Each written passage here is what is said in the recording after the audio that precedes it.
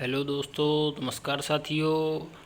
मैं आप सब लोगों का स्वागत करता हूं आपके अपने चैनल टारगेट स्टडी मंत्रा में। आज दोस्तों हम सब लोग देखेंगे हिंदी पेडागॉजी के प्रश्न। दोस्तों Hindi pedagogy C TET, M P TET, M P वर्ग 3, रीट, राजस्थान टेट और लगभग सभी एग्जाम में, टीचिंग पेपर एग्जामों में आती है।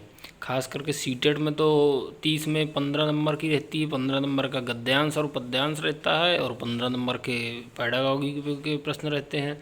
एमपी वर्ग 3 में भी यही है और रीट में भी यही है, जो सिलेबस रीट का भी अभी आया है। तो आज हम लोग देखेंगे। दोस्तों बने रहिए अपने चैनल टारगेट स्टडी मंत्रा के साथ। चलिए बढ़ते हैं पहले प्रश्न की तरफ। देखिए, उच्च प्राथमिक स्तर पर भाषा सीखने का उद्देश्य है। विकल्प ए, प्रश्नोत्तरी भाषण अंताक्षरी का मात्र आयोजन करना, भाषा की बारीकी और सौंदर्य बोध को सही रूप से समझना, दूसरों के अनुभव से जुड़कर सवालों के जवाब देना, निजी अनुभवों को केवल लिखकर व्यक्त करना।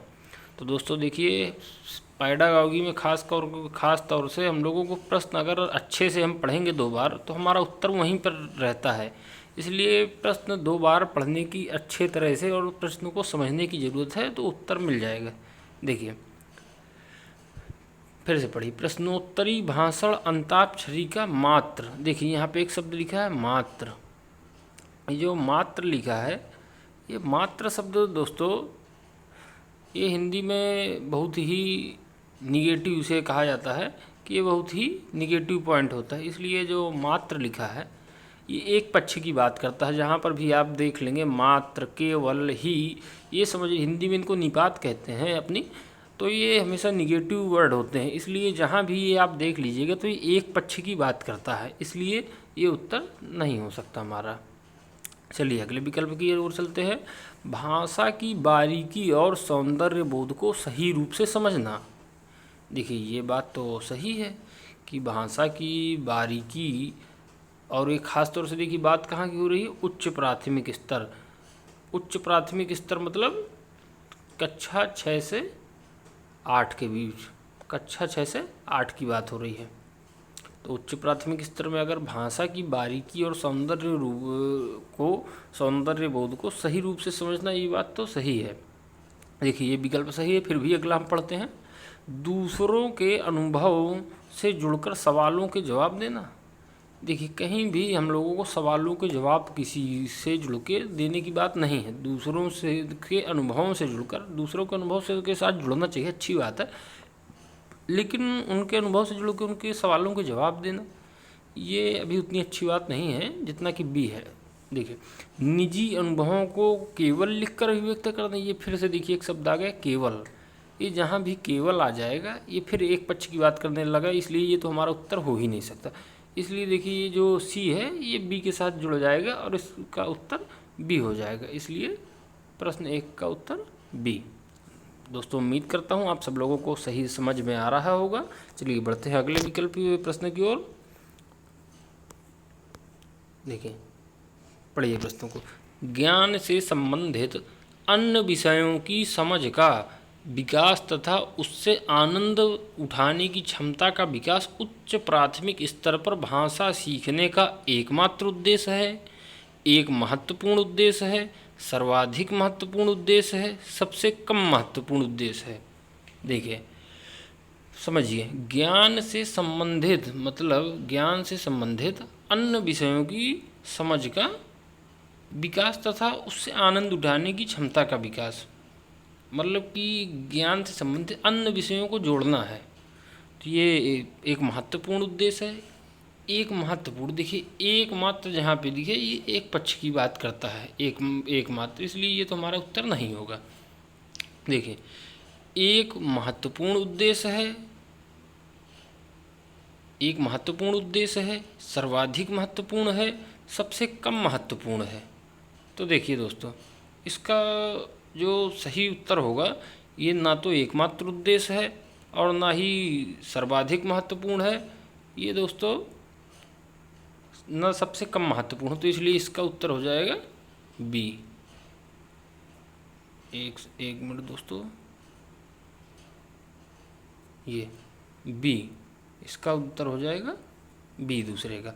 एक महत्वपूर्ण उद्देश्य है मतलब ज्ञान से संबंधित अन्य विषयों की समझ का विकास तथा उससे आनंद उठाने की क्षमता का विकास उच्च प्राथमिक स्तर पर भाषा सीखने का एक महत्वपूर्ण उद्देश्य है। चलिए दोस्तों अगले प्रश्न की तरफ बढ़ते हैं।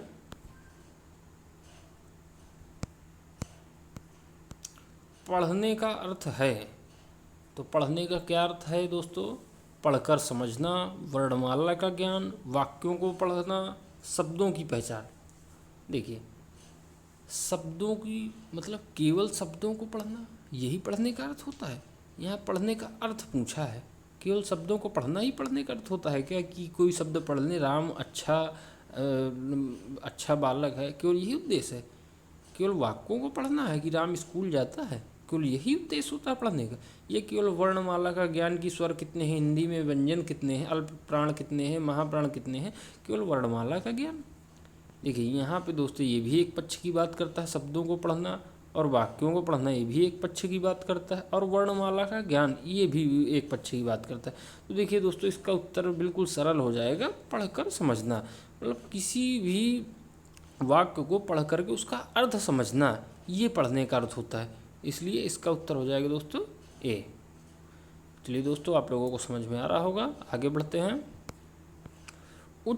उच्च प्राथमिक स्तर पर भाषा सीखने में पाठ्य पुस्तक के अतिरिक्त कौन सा संसाधन सामग्री सर्वाधिक महत्वपूर्ण है? देखिए सर्वाधिक महत्वपूर्ण है, तो कौन सा इसमें कौन सी सामग्री है जो सबसे ज़्यादा महत्वपूर्ण है? उच्च प्राथमिक, ध्यान दीजिएगा उच्च प्राथमिक 6 से 8 की बात कर रहा है। उच्च प्राथमिक स्तर पर भाषा सीखने में पाठ्य पुस्तक के अतिरिक्त कौन सी संसाधन सामग्री सर्वाधिक महत्वपूर्ण है? रेडियो नाटक, रेडियो के द्वारा मतलब नाटक सुन करके, कविता का केवल पाठ करके, मतलब कोई कक्षा में कविता का अच्छा पाठ हो रहा है, केवल वही सबसे महत्वपूर्ण सामग्री है? यह आयु अनुरूप साहित्य, मतलब कोई बच्चा 6 से 8 में जितने उम्र का है, 11 साल का है, 12 साल का है, तो अपने हिसाब से अपनी आयु के हिसाब से साहित्य पढ़ रहा है। समाचार पत्र, मतलब केवल जो दैनिक समाचार पत्र आते हैं हमारे घरों में, केवल वही सर्वाधिक महत्वपूर्ण है? तो देखिए यहाँ पर रेडियो नाटक उच्च प्राथमिक स्तर पर भाषा सीखने के पाठ्य पुस्तक के अतिरिक्त ये सर्वाधिक महत्वपूर्ण है, लेकिन सर्वाधिक महत्वपूर्ण नहीं है। यहाँ सर्वाधिक की बात की गई है, तो ये सर्वाधिक महत्वपूर्ण नहीं। कविता पाठ भी एक पक्ष की देखिए बात कर रहा है, ये भी हमारा उत्तर नहीं होगा। और समाचार पत्र, केवल समाचार पत्र ही एक हमारी संसाधन सामग्री का सबसे महत्वपूर्ण है, ये भी एक पक्ष की बात कर रहा है। दोस्तों देखिए यहाँ पर आयु अनुरूप साहित्य, मतलब जिस आयु का बच्चा होगा, उच्च प्राथमिक स्तर मतलब कि कक्षा 6 से 8 के बीच में, वो अपने आयु के हिसाब से पढ़ रहा है साहित्य, ये सबसे ज़्यादा महत्वपूर्ण होगा। चलिए दोस्तों आगे बढ़ते हैं। गणित, विज्ञान आदि विषयों की कक्षाओं में भी बच्चे भाषा सीखते हैं, यह विचार पूर्णतः सत्य है, आंशिक रूप से सत्य है, निराधार है, ये मतलब ये वाक्य ही गलत है। चलिए एक बार फिर से पढ़िए, ध्यान से पढ़िएगा दोस्तों प्रश्नों को। गणित, विज्ञान आदि विषयों के कक्षाओं में भी बच्चे भाषा सीखते हैं, मतलब अगर कोई गणित की कक्षा चल रही है, विज्ञान की कक्षा चल रही है, तो वहाँ पर बच्चे भाषा भी सीखते हैं, ये पूर्णतः सत्य है, यह पूरी तरह गलत है बात। यह मतलब आंशिक रूप से कुछ तो सही है बात, यह कुछ मतलब गलत है आंशिक रूप से, ये मतलब यह बिल्कुल गलत ही है बात। देखो कोई भी बच्चा होगा, विज्ञान की कक्षा चल रही है, तो उसमें अगर गणित पढ़ाई जा रही तो वो भाषा के द्वारा ही तो पढ़ाई जा रही है, बिना भाषा के द्वारा तो पढ़ाई ही नहीं जा सकती है। इसलिए ये बात गलत नहीं है, ये बात तो सही है। क्या आंशिक तो निराधार तो ये बात होगी नहीं, इसलिए डी तो गलत हो जाएगा। आंशिक रूप से सत्य है, क्या मतलब यही एक सही बात है, बाकी मतलब कुछ सत्य है, कुछ सही है, कुछ गलत है? देखिए ये आंशिक रूप से कुछ होता ही नहीं है, आंशिक रूप से ये बात सत्य नहीं है, पूर्णतः गलत है। गलत कैसे हो सकती है? गणित की भी कक्षा चल रही तो किसी भाषा के ही द्वारा तो पढ़ाया जाएगा भाई, बिना भाषा के तो कोई विषय पढ़ाया ही नहीं जा सकता है। भाषा से तो सभी विषय अंतः संबंधित है, और विज्ञान पढ़ाया जाएगा तो किसी भाषा के द्वारा ही तो पढ़ाया जाएगा, बिना भाषा के कैसे कोई विषय पढ़ाया जाएगा? तो ये भी असत्य भी नहीं है, ये कथन पूर्णतः सत्य है, इसलिए इस प्रश्न का 5वें का उत्तर हो जाएगा ए। चलिए दोस्तों आगे बढ़ते हैं। देखिए, उच्च प्राथमिक स्तर पर पाठ्य पुस्तकों में हिंदीतर भाषा को ही जगह मिलनी चाहिए ताकि बच्चे भाषा की विभिन्न रंगतों से परिचित हो सकें, हिंदीतर भाषी साहित्यकारों से परिचित हो सकें, सामाजिक संस्कृति से परिचित हो सकें, या फिर ये सभी।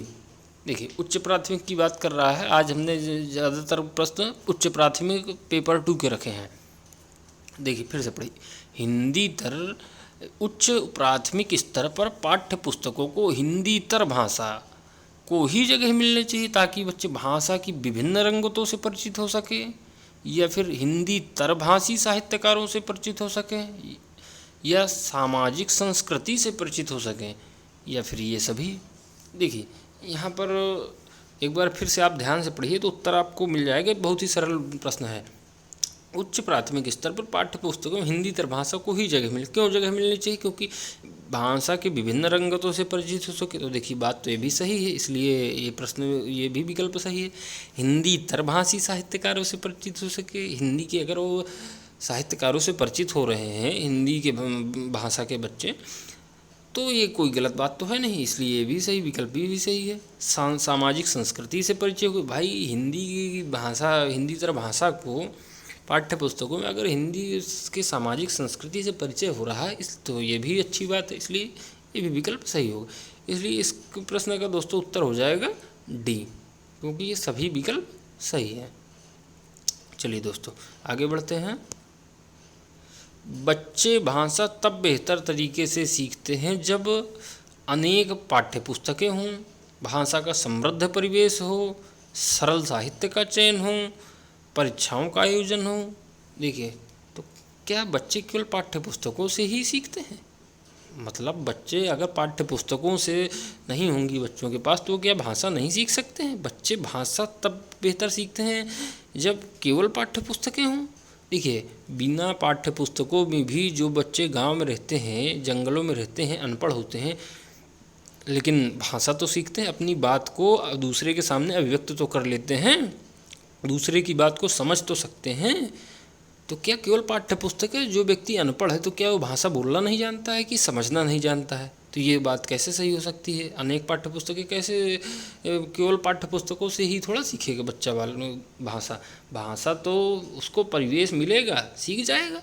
भाई हिंदी हमारी मदर टंग है, मातृभाषा है, तो हम जिस परिवेश में रहेंगे, कोई बच्चा भारत में रहता है तो अपनी मातृभाषा सीखेगा ना, जहाँ पर वो पैदा होगा। अमेरिका का बच्चा वहाँ की मातृभाषा अंग्रेजी सीखेगा, यहाँ का बच्चा हिंदी सीखेगा। तो ये केवल पाठ्य पुस्तकों से नहीं सीखा जाता, ये विकल्प इसलिए गलत हो जाएगा। चलिए बी पढ़ते हैं, भाषा का समृद्ध परिवेश। इसके बाद सी पढ़ते हैं, विकल्प बी तो सही है। सी, भाषा साहित्य का चयन, तो सरल साहित्य का चयन हो तो बच्चे केवल साहित्य के माध्यम से ही भाषा सीखते हैं। फिर वही बात आ गई कि जब बच्चे अनपढ़ हैं तो साहित्य कैसे पढ़ लेंगे? लेकिन अनपढ़ बच्चे भी बात अपनी दूसरों के सामने अभिव्यक्त कर देते हैं और अपनी बात को अच्छी तरह प्रकट कर लेते हैं और दूसरे की बात को समझ भी सकते हैं, इसलिए ये विकल्प भी सी भी सही हो जाएगा। क्या परीक्षाओं का आयोजन हो? परीक्षाओं के माध्यम से ही बच्चे बेहतर भाषा सीखेंगे, इसके अलावा भाषा ही नहीं सीख पाएंगे। ये भी विकल्प देखिए एक पक्ष की बात कर रहा है, ये भी गलत हो जाएगा। इसलिए सबसे अच्छा विकल्प है इसमें बी, भाषा का समृद्ध परिवेश हो, बच्चे को अच्छा एनवायरनमेंट मिलेगा, समृद्ध भाषिक परिवेश मिलेगा तो बच्चा भाषा तो अच्छी तरीके से सीख ही लेगा। देखिए यहाँ पर एक प्रश्न भी फिर से एक और प्रश्न बन सकता है इन्हीं विकल्पों में, घुमा के दे देता है। उसमें दे सकता है कि बच्चे भाषा अधिग्रहण, भाषा अर्जन और भाषा अधिगम में क्या अंतर है? मतलब कि भाषा अधिग्रहण अच्छी तरीके से कब हो सकता है? तो देखिए आप भाषा अर्जन या अधिग्रहण के संबंध में जब भी आप ये वर्ड देख लेंगे समृद्ध परिवेश, तो आंख मूंद के लगा दीजिएगा, कभी गलत नहीं होगा भाषा अर्जन और अधिग्रहण के संबंध में। इससे अच्छा क्योंकि समृद्ध परिवेश ही जब मिलेगा तभी भाषा अच्छी तरह से अर्जित होगी। चलिए समझ में आ रहा होगा। आगे बढ़ते हैं प्रश्न 8 में दोस्तों। उच्च प्राथमिक स्तर पर भाषा आकलन की दृष्टि से सर्वाधिक महत्वपूर्ण है। क्या महत्वपूर्ण है? अवलोकन मतलब ऑब्जर्वेशन, साक्षात्कार सूची मतलब कि इंटरव्यू उसका लेंगे, लिखित परीक्षा मतलब पेपर पेंसिल टेस्ट कराएंगे, या फिर जांच सूची। देखिए ना तो ये लिखित परीक्षा भी एक पक्ष की बात कर रहा है, साक्षात्कार सूची भी एक पक्ष की बात कर रहा है, और अवलोकन जो है तो जांच सूची में ही आ जाएगा, इसलिए इसका उत्तर हो जाएगा बी दोस्तों। चलिए आगे बढ़ते हैं दोस्तों। चलिए यहीं तक 8 ही प्रश्न थे आज। तो दोस्तों आपका बहुत बहुत धन्यवाद हमारे चैनल के साथ बने रहने के लिए। और जिन भी दोस्तों ने अगर अभी चैनल को सब्सक्राइब नहीं किया है तो एक बार चैनल को सब्सक्राइब ज़रूर करें, और बेल आइकन दबाना बिल्कुल भी ना भूलें दोस्तों, क्योंकि आपको हमारे नए नए वीडियो सभी विषयों की सब्जेक्ट पेडागॉजी मिलेगी।